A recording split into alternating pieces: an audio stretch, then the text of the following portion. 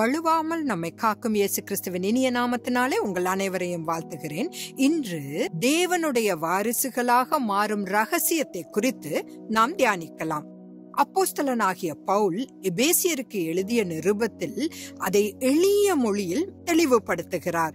எபேசியர் 3வது அதிகாரம் 3-5 வசனங்கள். அதென்னவெனில், புறஜாதிகள் சுவிசேஷத்தினாலே உடன் சுதந்திரருமாய் ஒரே சரீரத்திற்குள்ளானவர்களுமாய் கிறிஸ்துவுக்குள் அவர் பண்ணின வாக்கு தத்தத்திற்கு உடன் பங்காளிகளுமாய் இருக்கிறார்கள் என்கிற இந்த ரகசியத்தை அவர் எனக்கு வெளிப்படுத்தி அறிவித்தார். இதை குறித்து நான் முன்னமே சுருக்கமாய் எழுதியிருக்கிறேன். அதை நீங்கள் வாசிக்கையில் கிறிஸ்துவின் ரகசியத்தை குறித்து எனக்கு உண்டாயிருக்கிற அறிவை அறிந்து கொள்ளலாம் என்று அவர் எழுதுகிறார். தோரா மற்றும் தனாக்கின் மற்ற பகுதிகள் யூதர்களுக்கு மட்டுமே வழங்கப்பட்டன என்பதை நினைவில் கொள்ள வேண்டும். அதை பயன்படுத்தி தங்கள் சுற்றுப்புறத்தில் உள்ள மற்றவர்களுக்கு அவர்கள் நியாயாதிபதிகளாக மட்டுமே ஆனார்கள். யூத தலைவர்கள் ஒருபோதும் அன்பின் வாசலில் தாங்களும் நுழைய முன்வந்ததில்லை.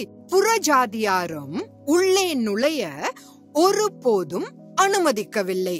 ஆனால் கர்த்தரோ இயேசு கிறிஸ்துவின் மூலம் புறஜாதியார் ஒரே சரீரத்தின் உடன் பங்காளிகளாக மாற ஒரு வழியை உருவாக்கியுள்ளார். யூதர்களுக்கு மட்டுமல்ல, இயேசு கிறிஸ்துவுக்கும் உடன் சுதந்திரவாளிகள்.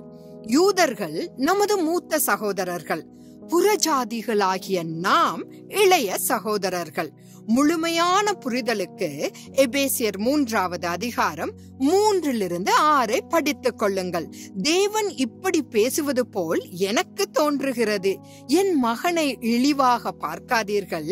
நீங்கள் என்னை மதிப்பது போல என் மகனுக்கும் மரியாதை செலுத்துங்கள். அவன் என்னுடைய மோதிரத்தை அணிந்திருக்கிறான். ஆகவே இயேசு நமது மூத்த சகோதரர், யூதர்கள் நமது 2வது மூத்த சகோதரர்கள் மற்றும் நாம் 3வது, அதாவது புறஜாதியார் இம்மூவரில் இளையவர்கள். இயேசு கிறிஸ்துவை மேசியாவாக ஏற்றுக்கொள்ளாத யூதர்கள் தோராவின் சட்டங்களின்படி செல்ல விரும்பி பின்னால் கைவிடப்பட போகிறார்கள். ஆனால் புறஜாதியினராகிய நாம் ஆட்டுக்குட்டியானவரின் திருமண விருந்தை அனுபவிக்க போகிறோம். ஆகவே மகிழ்ந்து களி கூறுங்கள்.